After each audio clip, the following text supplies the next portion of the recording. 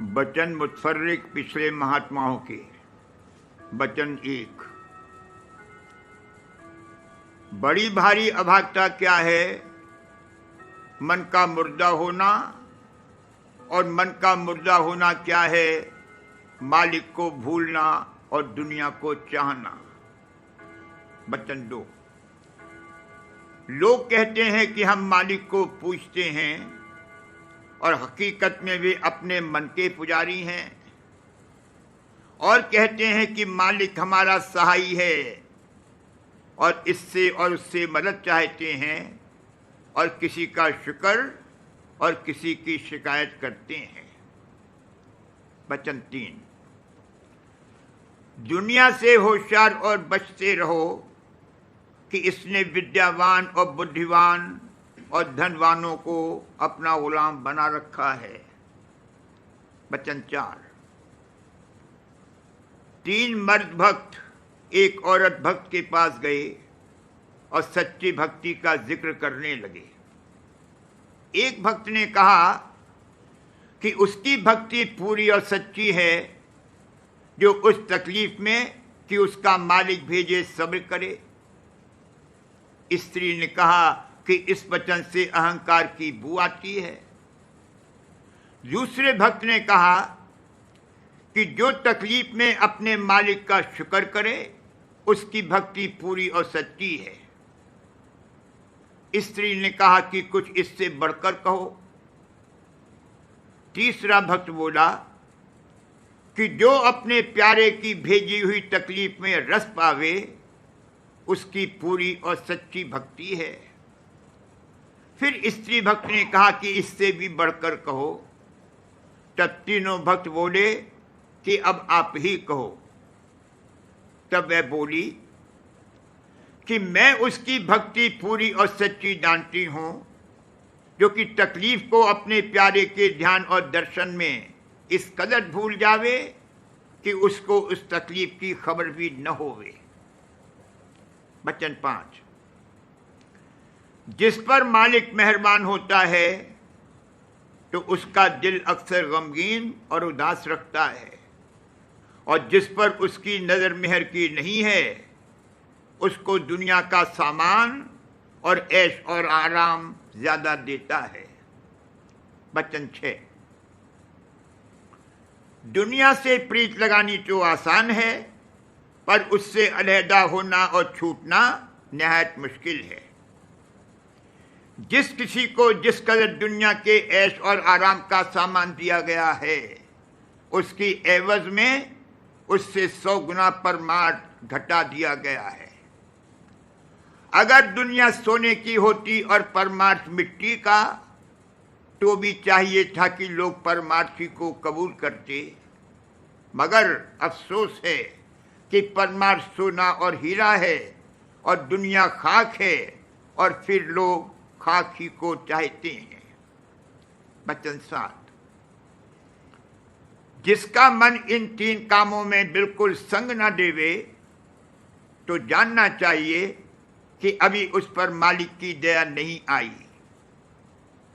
1 मालिक के वचनों के पाठ और सत्संग के वक्त, दूसरे मालिक के नाम के सुमिरन और भजन के वक्त, तीसरे मालिक के स्वरूप के ध्यान के वक्त।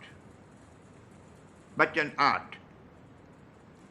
भक्ति में 3 पर्दे हैं, इन तीनों को मन से हटाना चाहिए, तब परमार्थ और भजन का पूरा रस आवेगा और मालिक का दर्शन पावेगा। पहला यह कि जो इस लोक और परलोक का राज और भोग उसको दिए जावें और वह उसको पाकर मगन न होवे, क्योंकि जो मगन हो गया तो लालची है और लोभी को दर्शन नहीं मिलेगा। दूसरा पर्दा यह है कि जो इस लोक और परलोक का राज और भोग उसको हासिल है और वह उससे छीन लिया जावे तो दुखी ना होवे और अफसोस न करे, क्योंकि जो अफसोस किया तो झूठा है और झूठा परमार्थ के काबिल नहीं है। तीसरा पर्दा यह है कि चाहे जिस कदर कोई स्तुति और आदर करे, उस पर अपने मन में खुश न होवे और गाफिल न हो जावे, क्योंकि जो ऐसा है तो ऊंचा पात्र है और अभी ऊंचे देश और गहरे रस के काबिल नहीं है। वचन 9। शाह इब्राहिम ने जो बलख देश की बादशाही को छोड़कर फकीर हुआ, कहा कि एक वक्त मैंने एक गुलाम खरीद किया और उससे पूछा कि तेरा नाम क्या है। उसने जवाब दिया कि जिस नाम से आप पुकारें। फिर मैंने पूछा कि क्या खाएगा।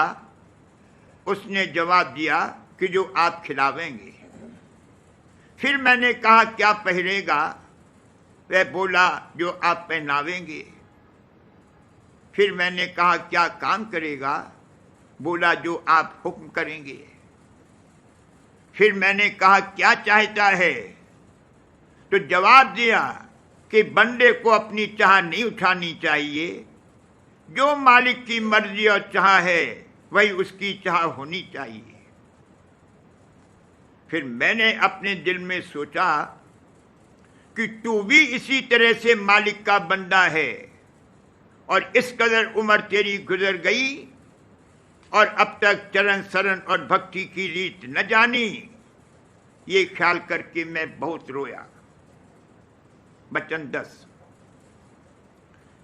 किसी ने शाह इब्राहिम से पूछा कि किस तरह गुजरान करते हो।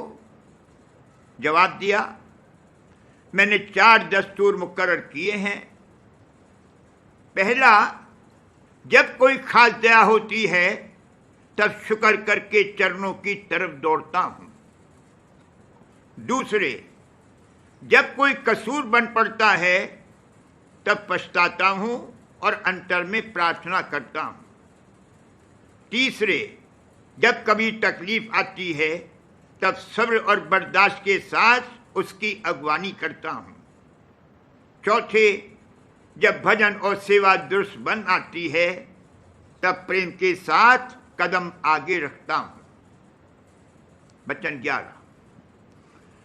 जो कोई अपने गुरु की आज्ञा में न बरतेगा वो कभी सेवक नहीं बनेगा, और जो गुरु से डरता है और गुरु ही की तरफ दौड़ता है उसी का एक दिन सच्चा उद्धार होवेगा।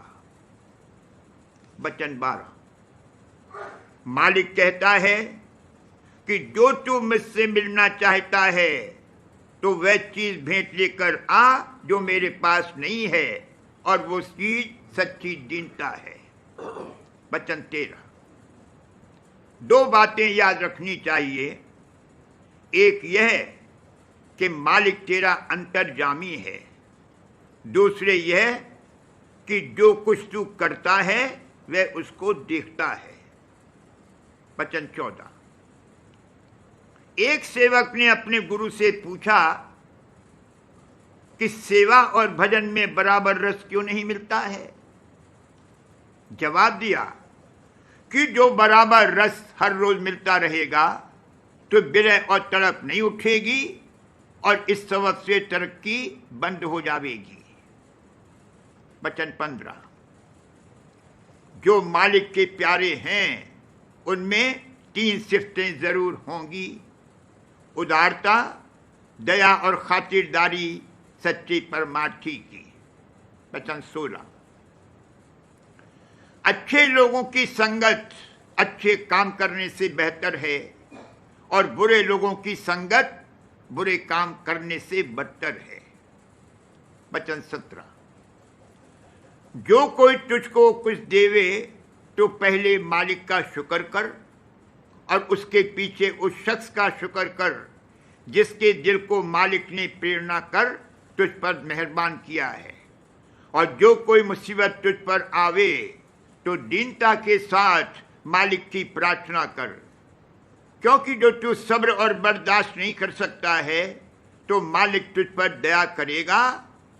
और प्रार्थना फौरन कर, क्योंकि जो पछता कर प्रार्थना करता है वो नादान है। वचन 18। असल बंदगी और भजन ये है कि सच्चा खौफ और सच्चा भरोसा और विश्वास